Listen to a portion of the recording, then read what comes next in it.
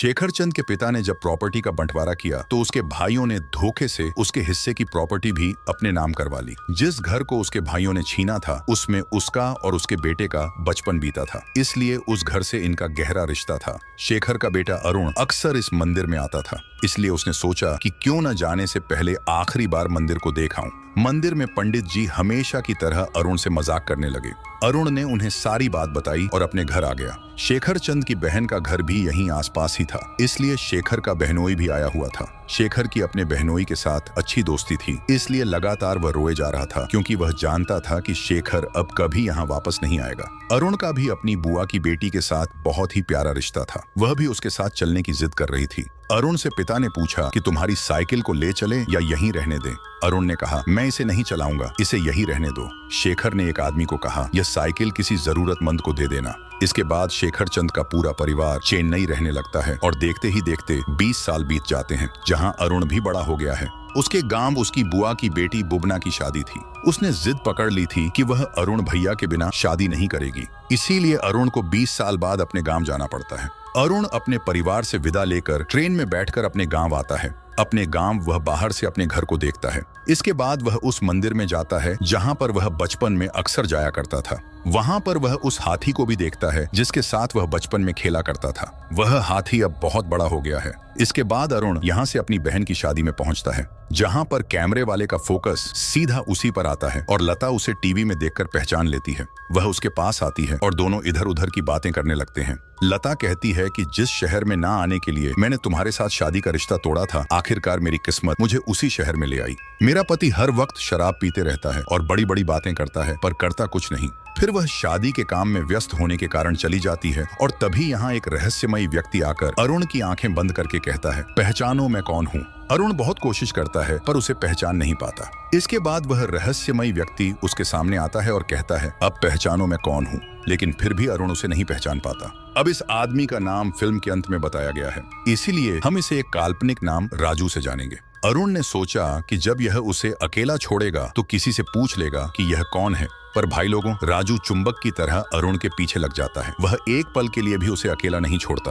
तभी यहाँ से एक केटरिंग वाला गुजरता है। दरअसल उनके गांव में जब भी कोई प्रोग्राम होता है तो इन्हीं कैटरिंग वाले को हायर किया जाता है, इसलिए यह इस गांव में सबके मुंह लगा हुआ है। राजू उन्हें कहता है कि गर्मा गर्म 2 कड़क चाय ले आओ, पर केटरिंग वाला कहता है, चाय तो नहीं है, गर्मा गर्म गालियां हैं, दूं क्या। कैटरिंग वाले अरुण के लिए नाश्ता लाने के लिए चले जाते हैं और अरुण मोबाइल देखने लगता है, पर जब राजू भी उसके मोबाइल में ताका झांकी करने लगता है तो अरुण कहता है, मुझे टॉयलेट करनी है। राजू कहता है कि चलो मुझे भी करनी है, हम दोनों ही टॉयलेट कराते हैं। टॉयलेट में राजू अरुण को कहता है कि जब हम छोटे थे तो हम में होड़ लगी रहती थी कि कौन मूत्र की धार से ABCD लिखेगा, जिसमें आप ही हमेशा जीतते थे। यह सुनकर अरुण हल्के से मुस्कुरा देता है। मूत्र विसर्जन करते समय राजू के पास फोन आता है तो मौका देखकर अरुण वहां से निकल जाता है और सीधा मामा जी के पास आता है। मामा जी यहाँ अरुण को बताते हैं कि जिन चाचाओं से तुम नफरत करते हो वह भी यहाँ पर आए हुए हैं। साले इस तरह इतरा रहे हैं जैसे पूरी जायदाद इन्होंने अपनी मेहनत से कमाई हो। अरुण कहता है, छोड़िए मामा जी, मैं उनके बारे में बात नहीं करना चाहता। तभी राजू फोन पर बात करता हुआ यहाँ आ जाता है और मामा जी को राजू से पता चलता है कि अरुण आज रात ही यहाँ से वापस चेन्नई के लिए निकलने वाला है। मामा जी रोने लगते हैं और कहते हैं, तुम भी अपने पिता की तरह अचानक चले जाओगे, कम से कम एक दिन तो रुक ही सकते हो। अरुण कहता है, पहले मैं अपनी बहन को गिफ्ट दे देता हूँ, बाद में हम मिलकर बातें करेंगे। अरुण जब स्टेज पर अपनी बहन के पास पहुँचता है तो वह अरुण को देखते ही बहुत खुश हो जाती है। अरुण कहता है, तुमने जो शर्ट भेजी थी उसे पहनकर आज आया हूँ, कैसा लग रहा हूँ। वह मुस्कुराते हुए जवाब देती है, एकदम ढांसू लग रहे हो। उसी वक्त बुबना का मंगेतर अरुण से मजाक में कहता है, भैया ये हर समय आपकी ही बातें करती रहती है, मुझे तो लगने लगा है कि मैं आपसे ही शादी करने वाला हूँ। ये सुनकर सभी हंसने लगते हैं। कुछ देर बाद अरुण बुबना को अपने साथ लाया हुआ गिफ्ट देता है। वह गिफ्ट खोलकर देखती है तो उसमें ज्वेलरी होती है।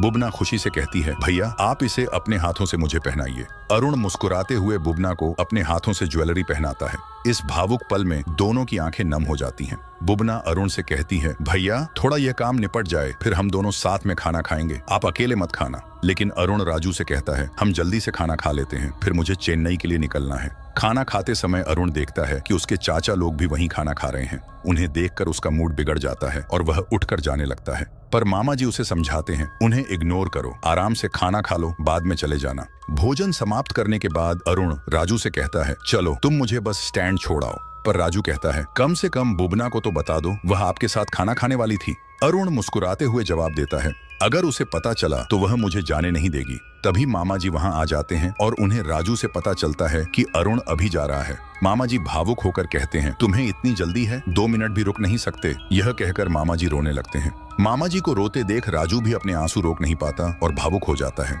राजू के रोने से स्पष्ट होता है कि अरुण उसकी जिंदगी में बेहद खास है, तभी तो उसके लिए आंसू बहा रहा है। लेकिन अरुण राजू को पहचान नहीं पाया था और अब इतनी देर बाद उसे पूछकर दुखी नहीं करना चाहता था, इसलिए वो उसे पहचानने का नाटक करता रहता है। मामा जी राजू को दिलासा देते हैं अरे पगले रो मत, ये वापस आएगा। राजू दुखी होकर कहता है कि यह आप कह रहे हैं मामा जी, अरुण भैया थोड़ी कह रहे हैं। मामा जी समझाते हैं बस इसे अच्छे से बस स्टैंड छोड़ाना। राजू अरुण को बस स्टैंड छोड़ने जाता है, लेकिन रास्ते में उसे एक चाय की टपरी पर रोकता है और कहता है यहाँ की चाय बहुत फेमस है, पीकर चलते हैं। अरुण जल्दी में था क्योंकि उसे पता था कि थोड़ी भी देर हुई तो बस निकल जाएगी, मगर राजू उसे जबरदस्ती चाय पिलाने ले जाता है। चाय पीकर जब वे बस स्टैंड पहुंचते हैं तो देखते हैं कि बस तो कब की निकल चुकी है और अगली बस अब सुबह ही मिलेगी। अरुण नाराज होकर कहता है मैंने तुम्हें कहा था कि बस निकल जाएगी, तुम्हारी इस बेकार की चाय के कारण हम लेट हो गए। राजू शांत रहता है, जानता था कि बात बढ़ेगी तो स्थिति और बिगड़ जाएगी। अरुण गुस्से में कहता है यहाँ कोई होटल हो तो मुझे वहीं छोड़ दो, मैं खुद बाद में बस पकड़ लूंगा।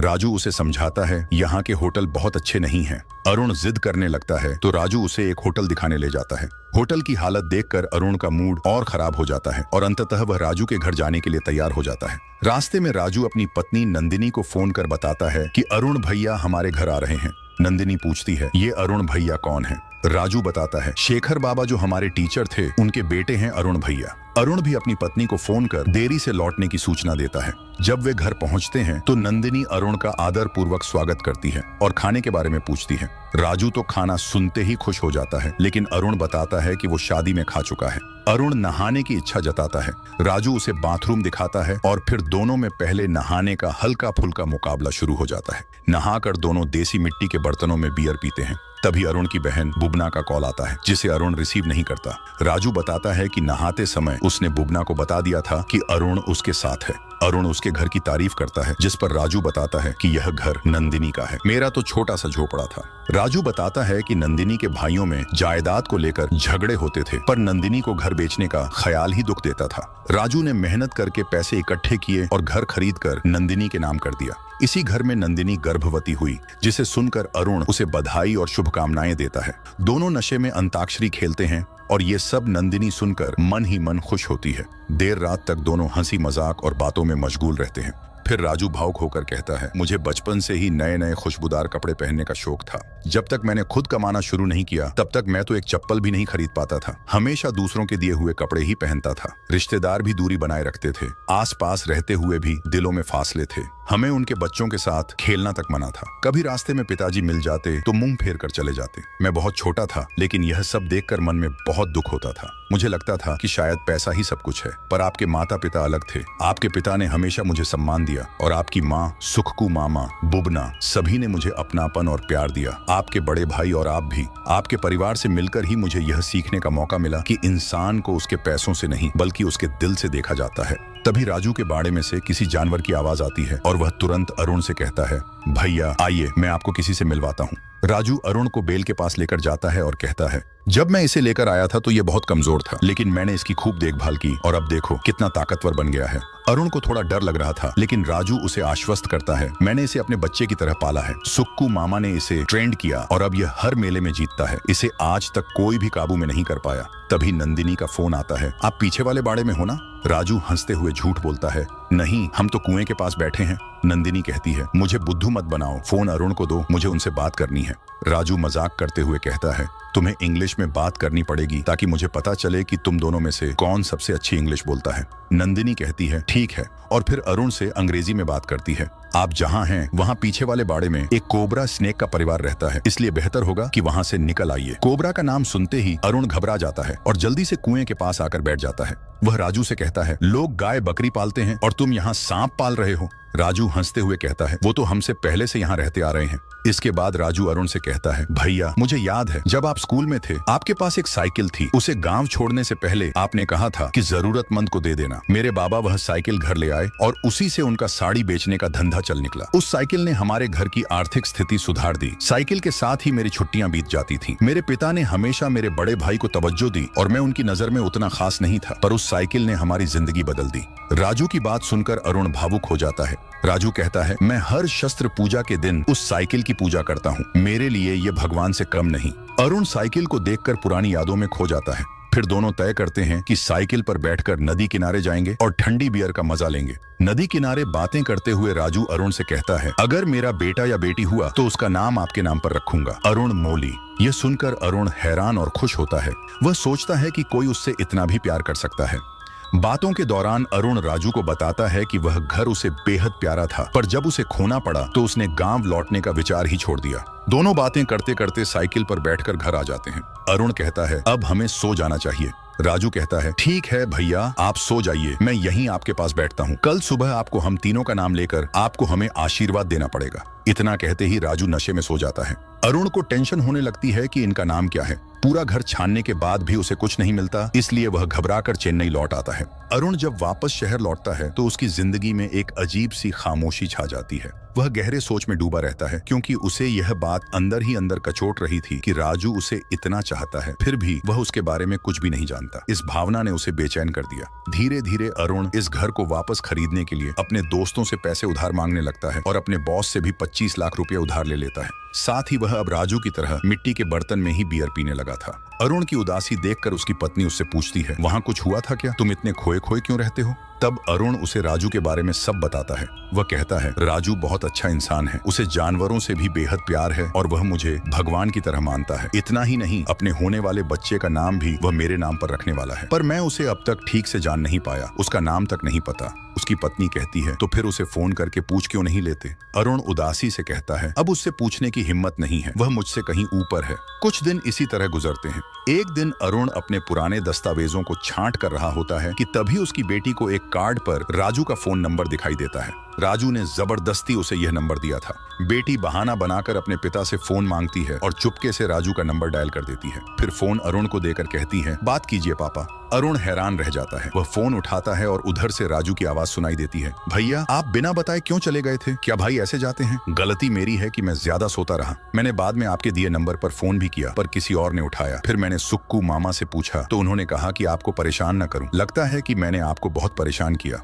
राजू पूछता है, ये किसका नंबर है? अरुण कहता है, यह मेरा ही नंबर है, मैंने गलत नंबर दे दिया था। राजू हंसते हुए कहता है, आप अपना नंबर गलत क्यों देंगे? खैर, मेरे पास 15 लाख रुपए हैं, वो आपके घर खरीदने में काम आएंगे। अरुण मना करता है, पर राजू के कहने पर वह आखिरकार पैसे लेने के लिए तैयार हो जाता है। अरुण फिर दिल पर पत्थर रखकर राजू से पूछता है, मैंने तुम्हें गलत नंबर दिया था क्योंकि मैं तुम्हारा नाम भी नहीं जानता था, और किसी अनजान को अपना नंबर क्यों दूं?